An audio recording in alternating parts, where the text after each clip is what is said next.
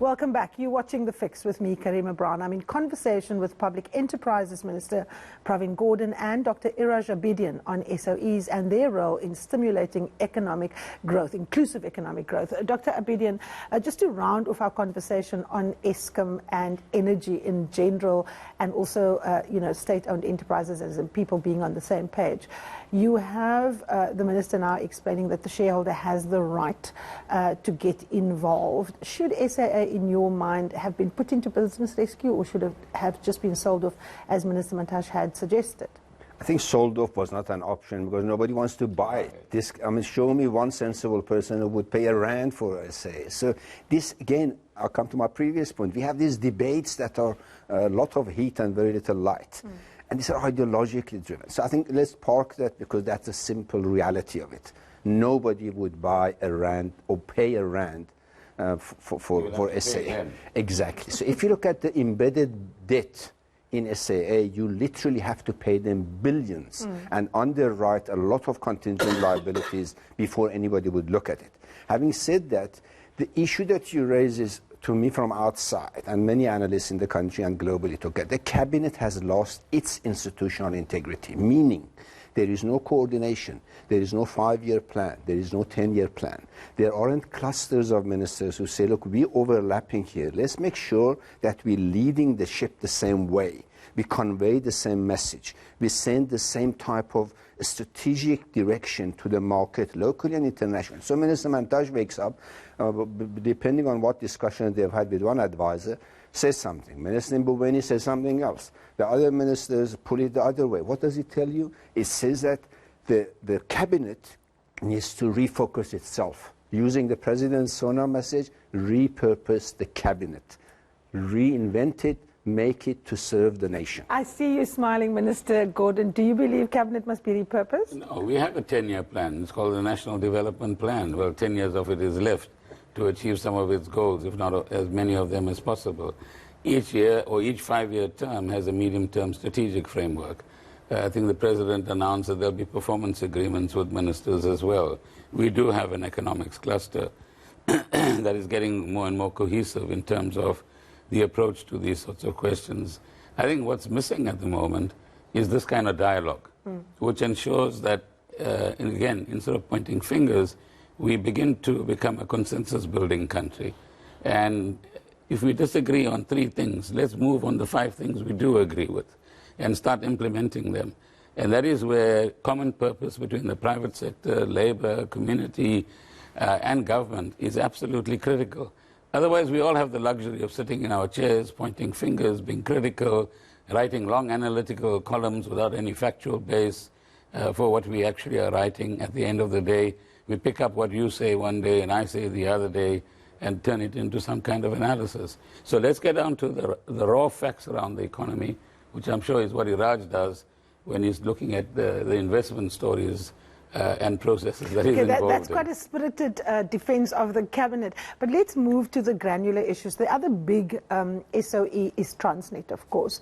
And we've seen Transnet has just made a bold move, employed a former head, a Director General of Public Enterprises, Ms. Portia Derby. First of all, Minister, the big issue with Transnet is, of course, dealing with institutional corruption, the things that are wrong, but also giving us a vision for the future. You share that entity in some ways. There's a dotted line also to the Transport Minister.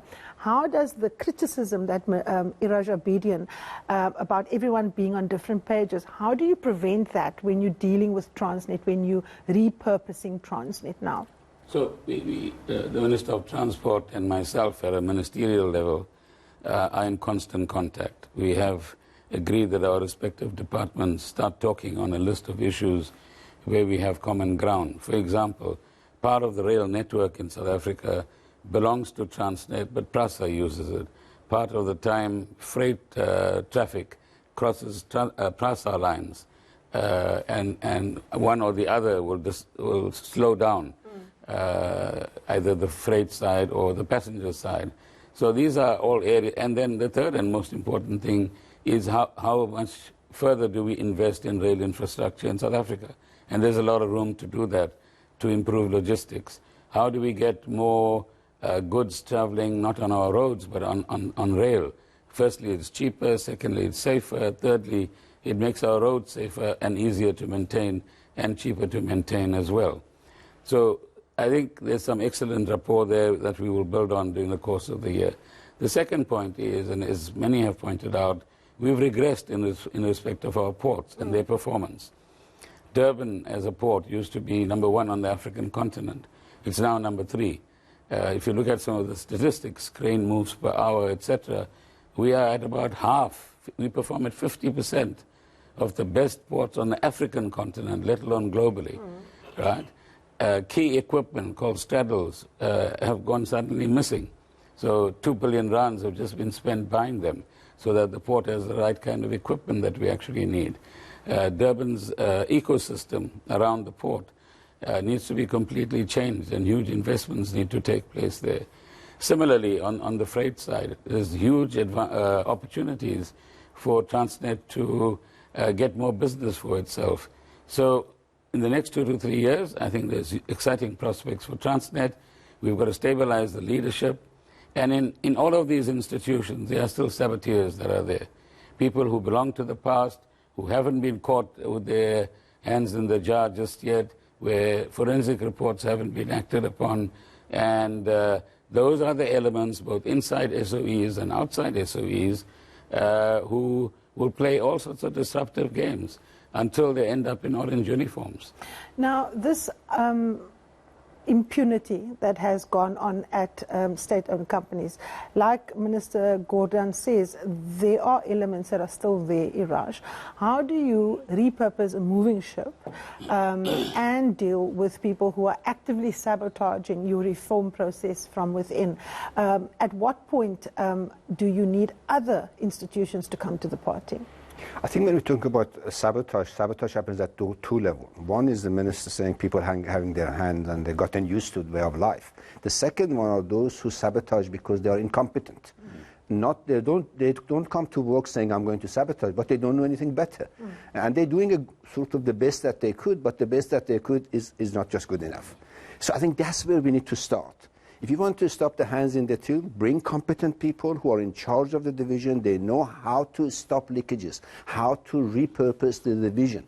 For example, we talk about Transnet. Transnet is about 6 different businesses. Quite frankly, each of those businesses are mega businesses. And what the minister said, which is a fact, 70% of our economy is in the hands of the public sector, private sector. But what is not in the hand of the private sector is the bottleneck. I can produce the most competitive car, but when I go to port and it sits there for months and months, or I can import the best sort of up-to-date equipment, but my equipment is stuck there for hundreds of millions of rand of capital. How do I compete? So we got to be very careful that, again, we don't go after ideology and forget about the practicality that the business and the public sector, they are complementary elements of success, not competitive.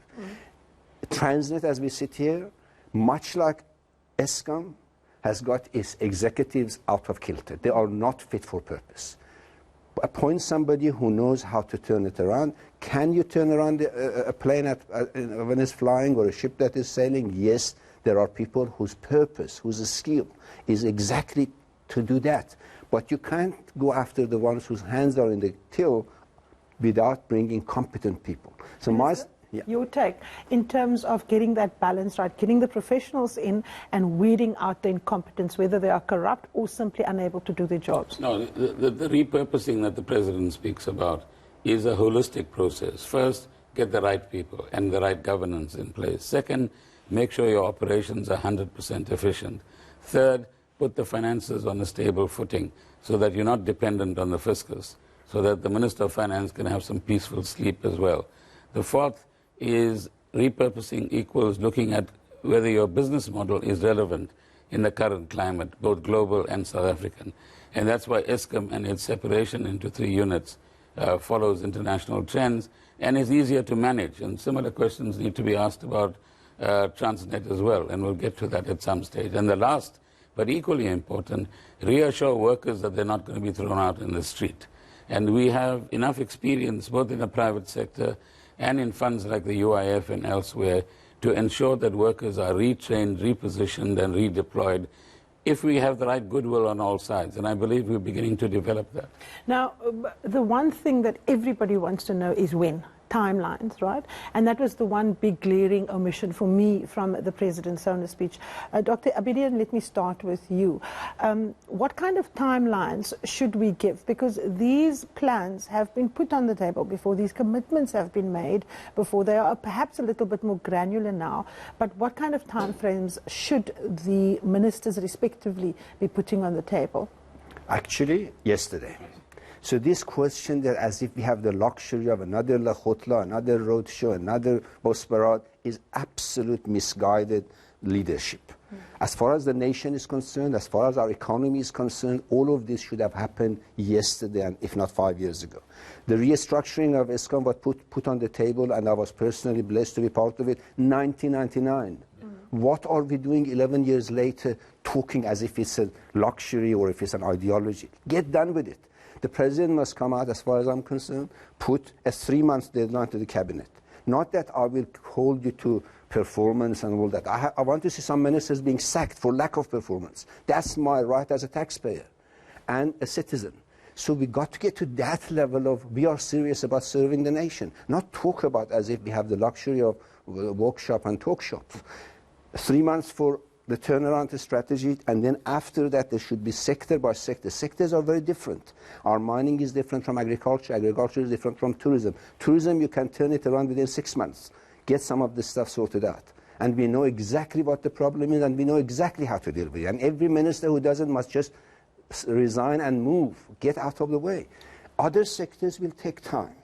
And therefore, every program that we have should fit that particular sector. Minister, you've had your hand up now. No, so we agree with the yesterday principle. Number one, the proof is in the pudding in ESCOM. As the CEO said, the division the divisions have been created. That will then move to the next stage as we go forward. And I think this year you'll see faster movement on some of these issues. And we absolutely agree with the urgency factor and the capability factor. And that's one of the things that the President took South Africans into confidence about, the capability of the state. And that is where more people from the private sector need to say, I'm willing to give up my 10 million rand annual salary and come and work for the state for 3 years at the state salary, or for nothing if I've accumulated enough wealth. And let's, as a country, use all the resources that we have to move things forward. So here's the challenge. I want to know when Iraj's friends are going to come on board. All right, we will have to leave it there. Of course, this is a conversation that we will return to. Minister Pravin Gordhan, Dr. Iraj Abedian, thank you so very much for your time. Up next, will 2020 be the year of the orange overalls, or will impunity continue unabated? Stay with us.